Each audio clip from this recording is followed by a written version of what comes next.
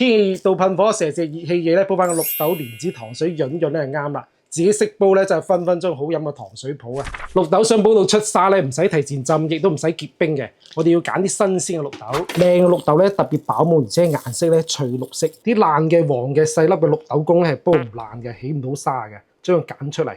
綠豆咧好多灰塵嘅，煲之前沖洗2次。煲綠豆咧有少少秘技嘅，我哋一定要滾水落鑊，咁樣一冷一熱咧，綠豆外殼咧就好容易爆裂噶啦。再攞啲清心火嘅蓮子。煲綠豆糖水想冇咁寒涼咧，放啲陳皮或者臭草，咁樣煲出嚟有果香味，而且正氣好多嘅。屋企咧通常冇臭草，放啲陳皮絲就 OK 啦。吸蓋轉成細火煲半個鐘，煲半個鐘啦，成屋都係綠豆嘅清香。